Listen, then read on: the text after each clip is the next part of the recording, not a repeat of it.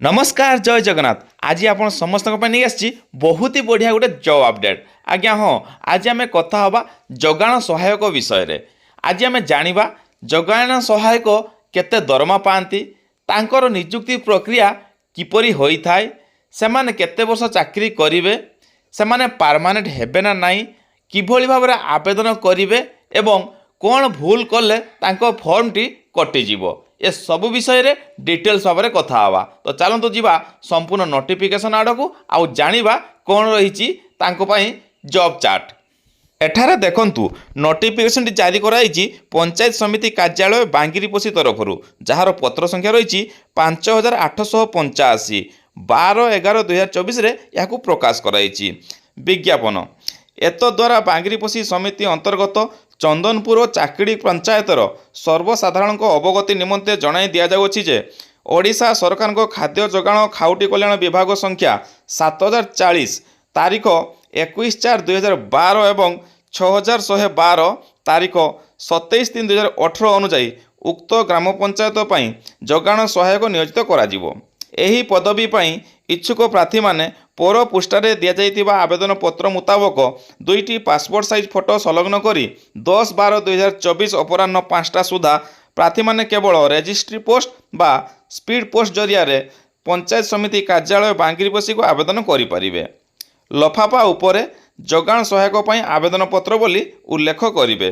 कोनोसी आवेदन पत्र शेष तारीख पर आ ग्रहण करा जिवो नाही। अर्थात कहबार तात्पर्य एया 2टी जीपी एठारे जोगाण सहायक नोटिफिकेशन जारी कराई आउ ताहार शेष तारीख रही 10/12/2024 आउ यह आपण माने संपूर्ण भाव में ऑफलाइन मोड्रे आवेदन करेंगे रेजिस्ट्री और स्पीड पोस्ट द्वारा। एथिपाई कौनसी ऑनलाइन व्यवस्था नहीं, किंतु आपन किसी शर्तावली पूरण करने को हम ये चाकरी पाइबापी हेले कौन रही से शर्तावली चलतु देखा। तौक जब आम स्क्रोल करवा एठार देखु विभिन्न प्रकार शर्तावली लिखाई, जो थे प्रथम शर्तावली लिखाई प्रार्थी संपृक्त ग्राम पंचायत अंचल होइथिबा आवश्यक। अर्थात से जो जीपी आवेदन करेंगे से जीपी भितर रेसिडेंट सर्टिफिकेट तांको पाखे थिबा दरकार बा परमानेंट रेसिडेंट से होइथिबा आवश्यक। शर्तावली नंबर 2 प्रार्थी को अति कम रे मैट्रिक पास करथिबार आवश्यकता रही। शर्तावली नंबर 3 प्रार्थी मानक बयस 1/1/2024 सुधा 21 वर्ष कम किंबा 35 वर्ष अधिक होई नथिबो। शर्तावली नंबर 4 मनोनीत प्रार्थी संपृक्त ग्राम पंचायत द्वारा निर्धारित मासिक 8000 टंका दरमा पाइबे। अर्थात आप सिलेक्शन हुअंती मासिक 8000 टंका सैलरी पाइपारे जोगाण सहायक भाव में। शर्तावली नंबर 5 जोगाण सहायक नियुक्ति प्रार्थी को एक नियमित नियुक्तिर कौन अधिकार रखा जाए नहीं एवं ओडिशा सरकार खाद्य जोगाण खाउटी कल्याण विभाग जेकोसी मुहूर्त में उक्त नियोजन को रद्द करिपारंती। अर्थात एठार भल भाव गोटे जिनस को बुझंतु यह कौन प्रकार परमानेंट जॉब बोली आपण माने मने करिवे नहीं आउ यह जेकोसी समय डिपार्टमेंट चाहिए रद्द करिपारिबे। शर्तावली नंबर 6 नियोजित जोगाण सहायक ओडिशा सरकार खाद्य जोगाण और खाउटी कल्याण विभागर संपृक्त कार्यावली संबंधी आईन कानून को बाध्यतामूलक भाव मानिबे एवं मानि चलिबे। अर्थात जो खाउटी विभागर नियम कानून अच्छी से अनुजाई आपण माने काम करेंगे और ताकू मानिबा पई आपण माने बाध्य अटंती। शर्तावली नंबर 7 आउ एटा बहुत ही इंपोर्टेंट कहीं ना देखो एठार लिखाई जदियो जोगाण सहायक पद निमंते सर्वनिम्न योग्यता 10म रही मात्र आवेदनकारी 10म युक्त 2 युक्त 3 परीक्षा रेजल्ट मार्कर शतकड़ा हार को नहीं अग्राधिकार क्रमे तालिका तैयारी करा जिवो एवं तही मध्यरु प्रथम स्थानित आवेदनकारी को नियुक्ति दिया जिवो। अर्थात आपण मैट्रिकुलेसन हेले आवेदन करें सत किंतु जिते आप सिलेक्शन हम से 10 +2 आउ +3 मार्क को नियाजिवो। कौ भाया भाव नियाजिवो ना जो 10 रे आप जी परसेंटेज रखते 30%, +2 जी मार्क रखते 30% एवं +3 आप जिते मार्क रखते 40% भाव में गणना करा। यही प्रतिशत आधार आपण एक सूची प्रस्तुत करा और जी सब अधिक मार्क रखिए जार परसेंटेज अधिक हम से 1 नंबर नियुक्ति पाइबे। यही क्रम में आपण नियुक्ति दिज्व। शर्तावली नंबर 8 चयन प्रक्रिया प्रथम स्थानित व्यक्तिविशेष कौन कारणरू कार्यर योगदान न कले उक्त स्थले द्वितीय स्थानीय व्यक्ति को कार्यर योगदान देवाक सुजोग दिज्व अर्थात जी सिलेक्शन होते से जॉइन न कले जी थे से नियुक्ति पाइपर। तापर देखु शर्तावली नंबर 9 निम्न स्वाक्षरकारी अर्थात गोष्ठी उन्नयन अधिकारी यही आवेदन प्रक्रिया को नियोजन को जेकोसी मुहूर्त में बिना कौन कारण दर्शाई या रद्द करें।